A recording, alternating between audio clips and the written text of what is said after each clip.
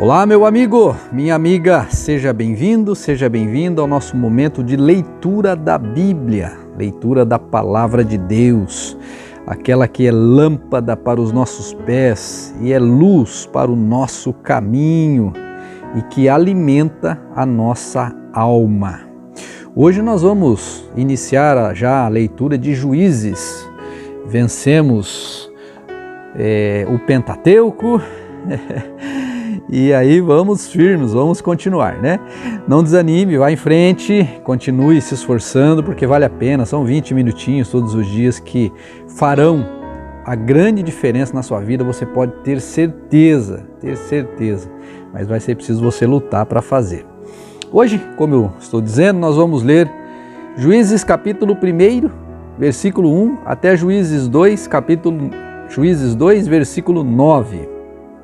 Então, de Juízes 1 até Juízes capítulo 2, versículo 9. Depois nós vamos ler Lucas capítulo 21, versículo 29, até Lucas capítulo 22, versículo 13. Depois nós vamos iniciar o Salmo de número 90, no versículo 1, e vamos até o Salmo de número 91, 16. E depois finalizaremos com Provérbios capítulo 13, versículo 24, Provérbios capítulo 13, versículo 25, esses dois versículos. Diz assim a palavra de Deus em Juízes capítulo 1, versículo 1.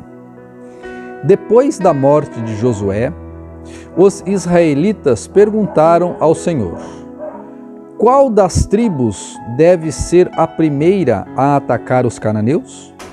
O Senhor respondeu: Judá, pois eu entreguei a terra em suas mãos.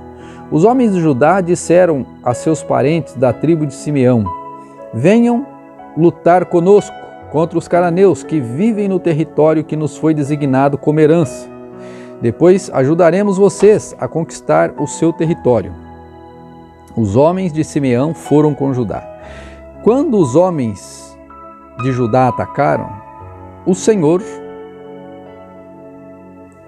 entregou os cananeus, os fariseus, em suas mãos, e eles mataram 10.000 guerreiros inimigos em Bezeque. Naquela cidade encontraram o rei Adoni-Bezeque e lutaram contra ele e derrotaram os cananeus ali naquele lugar.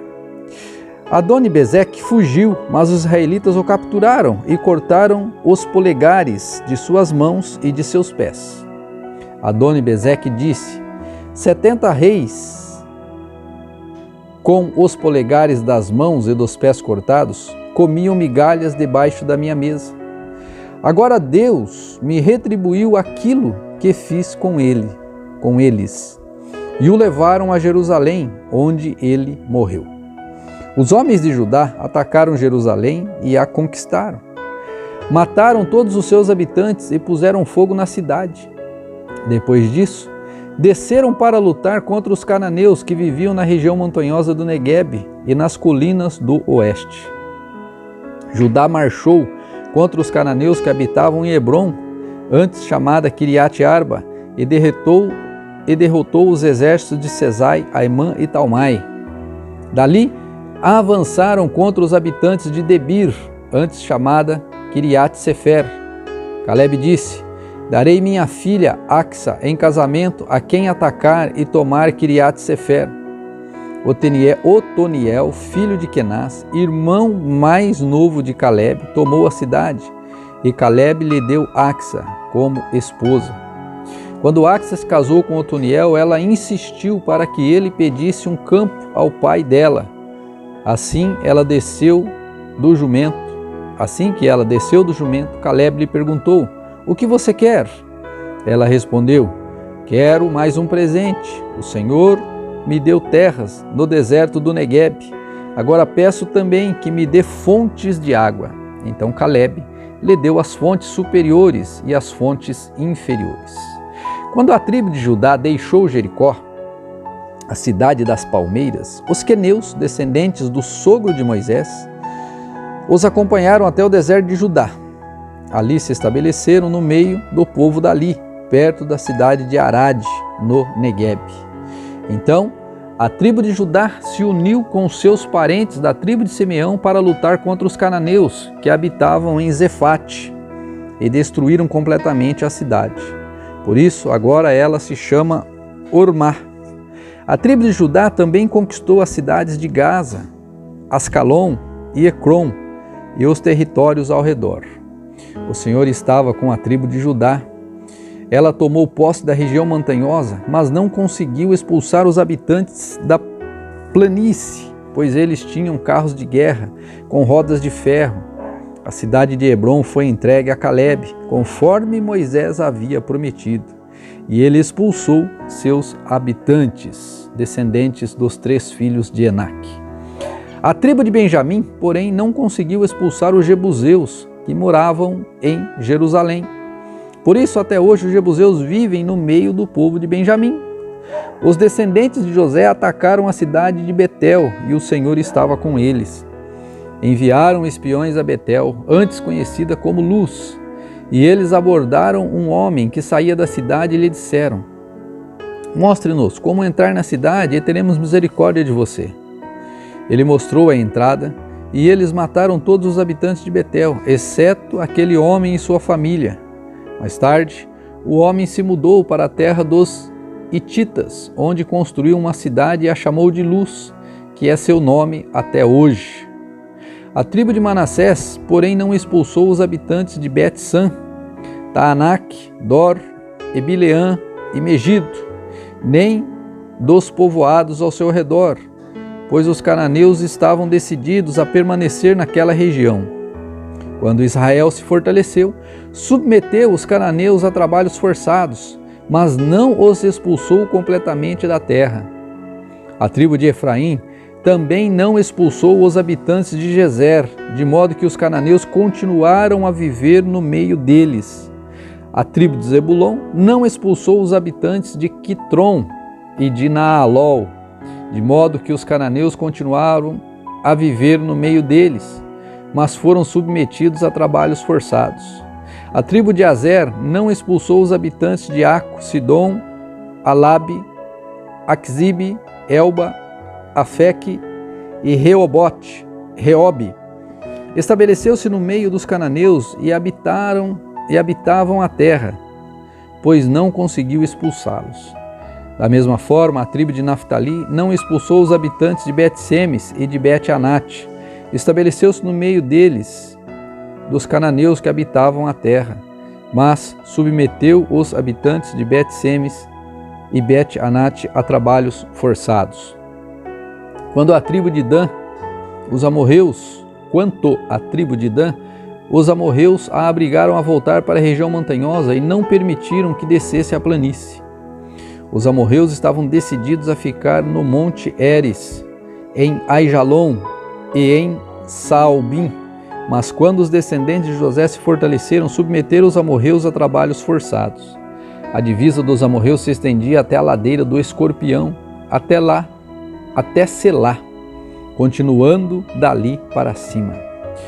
Juízes capítulo 2, versículo 1 diz assim: o anjo do Senhor subiu de Gilgal a Boquim e disse aos israelitas: tirei vocês do Egito e os trouxe para esta terra que jurei dar a seus antepassados, e afirmei que jamais quebraria minha aliança com vocês. De sua parte, vocês não deviam fazer aliança alguma com os habitantes dessa terra, mas sim destruir seus altares. Por que vocês desobedeceram a minha ordem? Agora, portanto, declaro que não expulsarei mais os povos que habitam em sua terra. Eles serão como espinhos em suas costas, e os deuses deles serão uma armadilha para vocês. Quando o anjo do Senhor acabou de falar, todos os israelitas, o povo chorou em alta voz. Por isso, chamaram aquele lugar de Boquim, e ali ofereceram sacrifícios ao Senhor. Depois que Josué se despediu do povo, cada tribo partiu para tomar posse do território que havia recebido como herança. O povo serviu ao Senhor durante toda a vida de Josué, e também dos líderes que sobreviveram depois dele, e que tinham visto as grandes coisas que o Senhor havia feito por Israel. Josué, filho de Num, servo do Senhor, morreu aos 110 anos. Foi sepultado na terra que havia recebido como herança, em Timnat-Será, na região montanhosa de Efraim, ao norte do monte Gaás. Agora vamos a Lucas, capítulo 21, versículo 29, que diz assim: Em seguida, deu-lhes esta ilustração, ou contou-lhes esta parábola. Observem a figueira e todas as outras árvores. Quando as folhas aparecem, vocês sabem reconhecer por conta própria que o verão está próximo. Da mesma forma, quando virem todas estas coisas acontecerem, saberão que o reino de Deus está próximo. Eu lhes digo a verdade, esta geração não passará até que todas essas coisas tenham acontecido. O céu e a terra desaparecerão, mas minhas palavras jamais desaparecerão. Tenham cuidado, não deixem seu coração se entorpecer com farras e bebedeiras, nem com as preocupações desta vida. Não deixem que esse dia os pegue desprevenidos como uma armadilha, pois esse dia virá sobre todos os que vivem na terra. Estejam sempre atentos e orem para serem considerados dignos de escapar dos horrores que sucederão e de estar com o pé na presença do Filho do Homem. Todos os dias Jesus ia ao templo ensinar e, à tarde, voltava para passar a noite no Monte das Oliveiras. Pela manhã, o povo se reunia bem cedo no templo para ouvi-lo. Capítulo 22, versículo 1 de Lucas. A festa dos pães sem fermento, ou dos pães asmos, também chamada de Páscoa, se aproximava. Os principais sacerdotes e mestres da lei tramavam uma forma de matar Jesus, mas tinham medo da reação do povo. Então, Satanás entrou em Judas, um dos 12, e ele foi aos principais sacerdotes, aos capitães da guarda do templo, para combinar a melhor maneira de lhes entregar Jesus. Eles ficaram muito satisfeitos e lhe prometeram dinheiro. Judas concordou e começou a procurar uma oportunidade de trair Jesus, para que o prendessem quando as multidões não estivessem por perto. Chegou o dia da festa dos pães sem fermento, quando o cordeiro pascal era sacrificado. Jesus mandou Pedro e João na frente e disse: Vão e preparem a refeição da Páscoa, para que a comamos juntos. Onde o Senhor quer que a preparemos? Perguntaram. Ele respondeu: Logo que vocês entrarem em Jerusalém, um homem carregando uma vasilha de água virá ao seu encontro. Sigam-no. Na casa onde ele entrar, digam ao dono: O mestre pergunta: Onde fica o aposento na qual comerei a Páscoa com meus discípulos? Ele os levará a uma sala grande, no altar ou no andar superior, para que já está arrumada. Preparem ali a refeição. Eles foram e encontraram tudo conforme Jesus havia dito, e ali prepararam a refeição da Páscoa. Agora vamos ao livro dos Salmos, Salmo de número 90, versículo 1 até Salmo 91, 16. O Senhor, ó Senhor, Tu tens sido nosso refúgio ao longo das gerações. Antes que os montes nascestes, antes que formasses a terra e o mundo, de eternidade a eternidade, Tu és Deus. Fazes as pessoas voltarem ao pó, quando dizes: retornem ao pó, mortais. Para Ti, 1000 anos são como um dia que passa, breves como algumas horas da noite.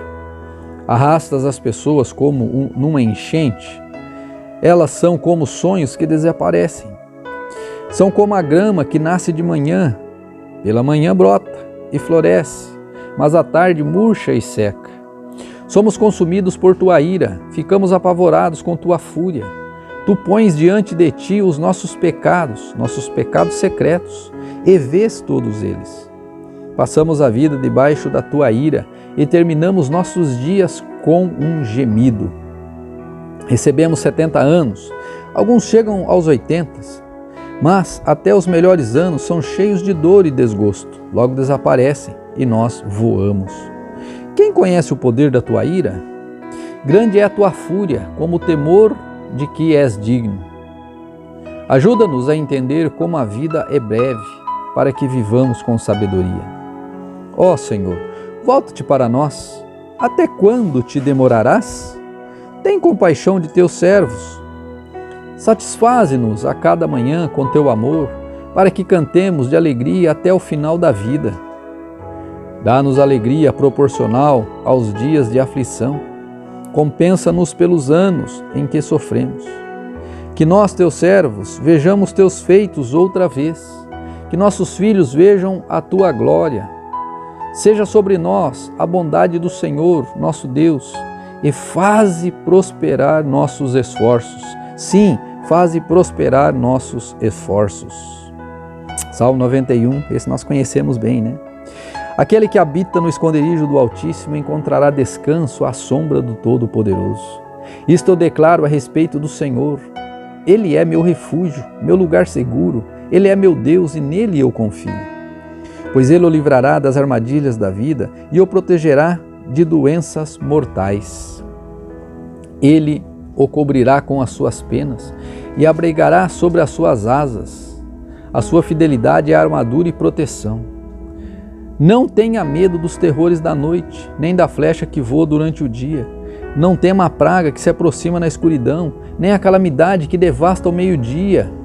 Ainda que 1000 caiam ao seu lado e 10.000 morram ao seu redor, você não será atingido. Basta abrir os olhos e verá como são castigados os perversos. Se você se refugiar no Senhor e fizer do Altíssimo seu abrigo, nenhum mal o atingirá, nenhuma praga se aproximará da tua casa, pois ele ordenará seus anjos que o protejam aonde quer que você vá. Eles o sustentarão com as mãos, para que não machuque o pé em alguma pedra.